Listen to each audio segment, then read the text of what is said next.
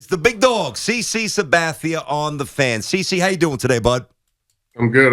What's going on? All good. What time did Amber get home last night? Because Tracy was like 11:30 or something. Yeah, I don't even know. Honestly, I was watching the Nets and the Bulls, so I don't even remember what time she got. I was trying to see what the Nets going to look like with all three of them on the court against the Bulls, so that's what I was into. Oh, I see. I like it. So we knew you wanted to talk Raiders, and BT was like, I said, we got to talk Raiders with CC. He's like, all right, we'll get it out of the way. So how confident are you in your Raiders, CC?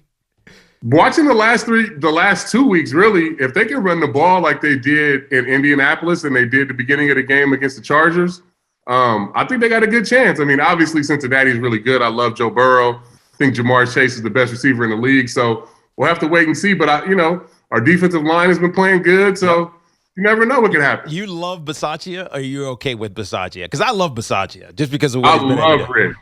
Love him. Like, he's a great guy. I've been knowing him since his Cowboy days. Because our mental conditioning coach with the Yankees, Chad Bowling, was really close, and he worked with the Cowboys, so he's really close with Rich, and he would come in all the time. So I was super excited when he got the job and was not surprised with all the turmoil that the Raiders went through that they were able to make the playoffs under him. Yeah. I was a little surprised because it just seemed like I didn't know if they had enough talent, CC, and with when Ruggs, that situation, it was Damon less, Arnett situation. Yeah, with the ridiculous. It was less about Bisaccia, and I just didn't know if there was enough talent there, to be honest with you.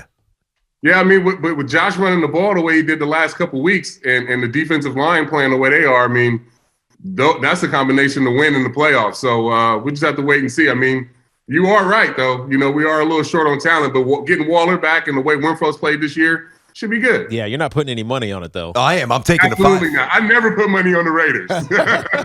I'm taking the 5. I think you guys cover the 5. They're 5-point dogs. There's a couple of games I'm going to play. That's one of them. CC, I'm rolling. I don't know. I'm not going to take them on the money line. I'm not sure if they're going to win. I like the 5-point number for the Vegas Raiders. I'm taking them. Have you been out yet, CC? You been out to Vegas to see them play? Oh, yeah. Yeah, I took the boys out there, and it was an incredible experience. I mean, being a Raider fan my whole life and not us really never having a stadium for ourselves, it was the LA Coliseum. Yeah. Then it was that trash we had in Oakland. And now having like our own stadium in Vegas is it's pretty cool. As long as they don't change the name, I'll follow them to the moon. I don't care where they are. Yeah, that's awesome. I called a game out there a couple weeks ago. The stadium is dope. How could it not be? Nice. It looks like Darth Vader's chamber. The place is absolutely sick. So we're talking to CC Sabathia. All right, big man. We got some Yankee things to talk about here. And the one thing, well, there's more than one. I grew up here. I'm a Yankee fan. I am not used to the Yankees taking a backseat to the Mets. Mm-hmm. Why is this happening, CC? The moves, the money spent, the direction, the conviction. Stealing. Why does it seem like the hitting coach? Yeah, right. Why, CC? Why does it seem like the Yankees aren't as all in on winning as they used to be? Well, I think they are. I think they're just pretty, content with their roster, and having, Aaron Judge and Giancarlo and these guys. I mean, I think we know they need to fill a spot at shortstop.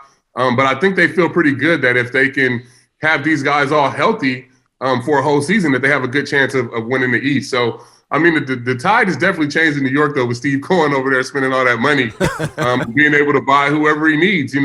Spending $130 million for 3 years for Max Scherzer is something that's definitely a Yankees move, early 2000s. So we just have to wait and see how it plays out. I mean, the Mets are the Mets, though. So, yeah, it always kind of goes wrong. Don't upset Met fans, CC. Did he just say I love Met fans.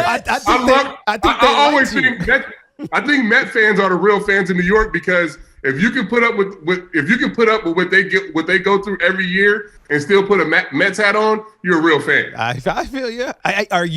So you just said you think that the Yankees, I know you kind of have like a special advisor role or whatever it is you have with the Yankees, but are you content with the roster? I am. Judge played great last year. Giancarlo's, turning into the guy that he was in Miami up here. We get Aaron Hicks back healthy. You get Severino in the mix. You get another year of Jordan Montgomery, behind Garrett Cole. I think you saw up the back end of the bullpen a little more. And I think that team's good. I mean, it's the same core of guys that I played with, and I know that they have the desire and the talent to go out there and win the East and really win the World Series. So, it's just up to them to put that together now. All right, CC, I'm going to really disagree with you here respectfully. And I usually slant a little bit more optimistically than negatively, but like you, I've watched every inning of every playoff game. I watch them every night. This team is not built to win a World Series, and let me tell you why. Number one, they're too slow. They're base to base. They've got too many DHs, and they're just structurally flawed. And I understand they may have tapped into something with Stanton playing some outfield, which opened some things up, but how do you go into last season really with Brett Gardner with a 314 foot fence down the right field line with Brett Gardner as and I love Brett, but he should never be your main source of power. They're like going off the scrap heap, bringing in Odor. How do the Yankees not have left-handed mashers? How? You know why? Because all of the right-handed guys that they have, whether it was Aaron Judge or Gary Sanchez early in their career, they hit the ball out to right field a lot. So we run really missing that left-handed power. Now, you are right. We need to get way more athletic. We need to be able to score on a double from first base. Yep. That's something that we can't do. Moving runners around.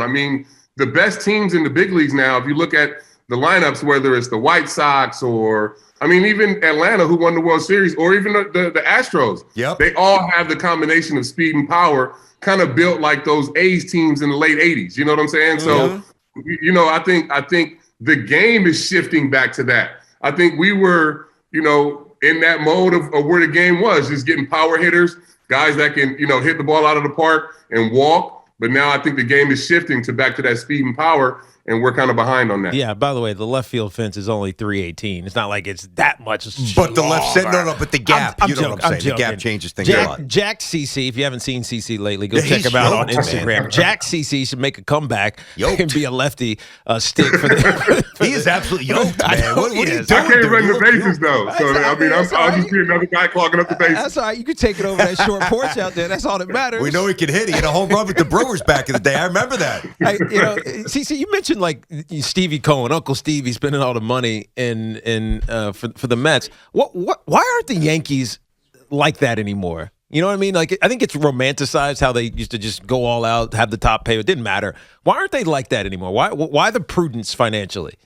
Well, I just think that they're trying to build from within and kind of do what the Red Sox have been able to do, and they always rebuild from the ground up and guys that they've drafted and guys that come through their system. So I think that we're on that kind of that same track with Jason Dominguez and Anthony Volpe and these guys that we have coming in the future.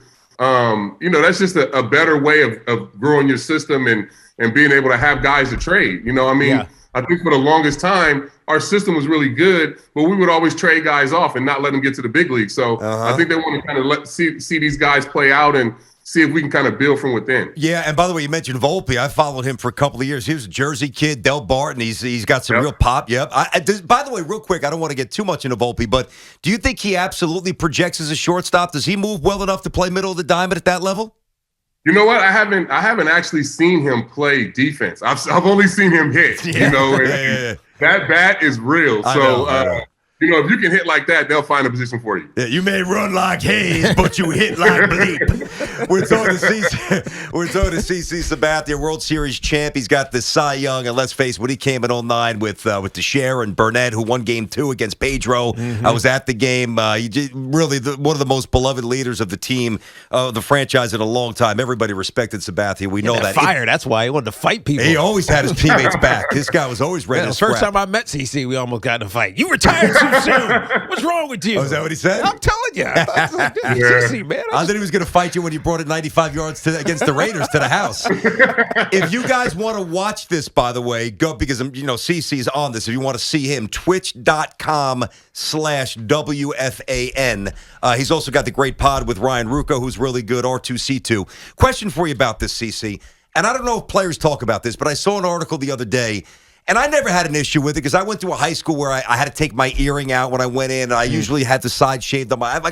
I always kept short hair on the sides. It didn't bother me. But the hair policy for the Yankees, it's interesting. And there was an article that said it's antiquated. It's time to get rid of it. Is that an impediment, do you think, for some of the modern players? Do you think that's something the Yankees should change?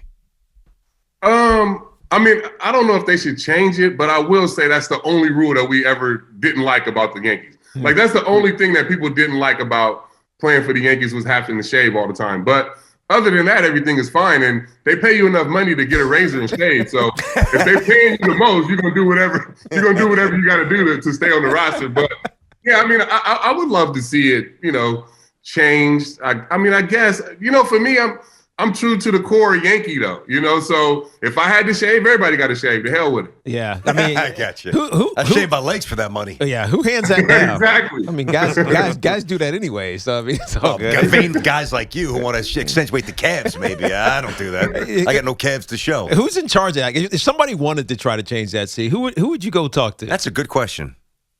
I think it would be Jenny Steinbrenner. I think it would be Jenny. I think that's who you would have to talk to about that. And I've had that conversation with her, and it didn't go well. Still Steinbrenner popping through that blood. I love you, but nah. Not happening. Yeah. We're not gonna say. Hey, how concerned are you about the lockout? I mean, if at all, are you? I am a little bit, just because nobody's talking about it. Like, it's not in the news. And we had so much news leading up to the lockout point where everybody was signing. It was a great time for baseball because we were in the news. And now we just kind of lost that momentum. And I think that's where we lose fans, is in the offseason. And if we don't start the season on time, I think we're really going to be in trouble. So I think, the union and the league has a big task in front of them to get, players in the spring training and get the season started on time, because football and basketball does such a great job of staying in the news their whole offseason. Yeah, that's right. And, our offseason is right in the middle of their playoffs and all-star game and all of that stuff. So it's just hard for us to grab headlines. So nobody's really talking about the lockout, so that makes me a little nervous. You're not that far removed, from being out there on the diamond in the clubhouse. What's the biggest issue you would not concede if you were a player? I think the biggest issue, is just service time and when guys get the free agency. Yeah, which brings you to Aaron Judge, right? I mean, because I feel like Aaron Judge has been waiting to get paid forever. I mean, and you got to think this era of guys. A lot of them went to college, so they come out a little older than my era, where I never went. I was in the big leagues at 20 years old, so I was a free agent at 27. A lot of these guys are getting to the big leagues at 25, 26. You know what I'm saying? Yes. So it makes it a little harder. So they need to figure out, how they can pay guys earlier when their value is high, because at the end of their careers, when guys are getting paid $25 million, most of the time we're not really worth it. Yeah, it's a good point. So a lot of times, listen, we all love Garrett Cole, but to get him here, you understand when you sign somebody 10 years, $300+ million, those last 2 years, you're going to be biting the bullet, and he'll be at the back end of the rotation, if he's healthy, and hopefully he is. But you're not. You're almost paying. You're paying too much for what they once did, and not enough, in my opinion, for who they are. CC, let me ask you this. You do the pod, you're on social media, you're always flexing on the IG, so I know that you know what's being said. Literally flexing. Oh, well, he doesn't have to flex, it's just kind of natural. That's what's kind of crazy. sits out there. He's got these guns. Yoked. Yes. But you hear the noise more so right after the season, and then when it was announced that Boone would be brought back. Now, myself, I have no issue with Boone. The fact that the Yankees were able to fight through injuries and regenerate showed me they play hard for Aaron Boone. Is he great with the bullpen? No. Is he good enough to manage the Yankees to a championship? I believe yes. But can you answer this in all honesty? The game day lineup. Is Aaron Boone, I think I know the answer, but is Boone 100% responsible for who's playing where, who's batting where? Does the front office feed him the numbers? What's the dynamic with the lineup card? I think people need that answer from you. No, I think Booney is the 100% making the lineup out. And I mean, for me, the last time I've really been around there was when I played because of COVID and, not being able to have access and get down there. So as a retired player, I have no idea, what's going on behind the scenes. But as a player, I knew that Booney was the one that was, calling the shots and, putting the lineup in. Yeah. No, I mean, I think that's right. I hope it's right. Yeah, I think so as well. Yeah, I hope it's right too, Hey, to be honest. See, in your mind, they throw a GM hat on you. What are the targets the Yankees need to be going after heading into this 2022 season? Yeah, they can't be done. I love Trevor Story. I think Trevor Story is a superstar. I think you get him out of Colorado. I think, people really recognize, how good of a player he is. So I would love to see us, maybe get Trevor Story and try to figure out a trade to everybody's keep talking about Matt Olson. Yeah. Try to figure out a way to bring him in. You talk about left-handed pop and a guy that can, hit the ball to all fields. He's a great hitter. He walks. He can run the bases, and he's a great first baseman. So, those would be the two guys that I would target, and maybe one more starter. Last question for me. See, are you Nets or Knicks? I don't think I know. He's Nets. You know what? You know my basketball. Like, I'm not loyal to anybody. So right now, I'm with the Warriors back. I'm back with the Warriors. It's a front runner. But No, he's not. I'm definitely a front runner. It's I'm organic, definitely a though. front I mean, runner. you're from out there. But so- he's saying he's a front runner. Yeah, but he's I'm also, definitely but a he's front also runner. from So- out there. He's from No, the, he's If from Kyrie Vallejo. comes back, and he's playing in home games, then I'm definitely going to be a Net again because they'll win the championship.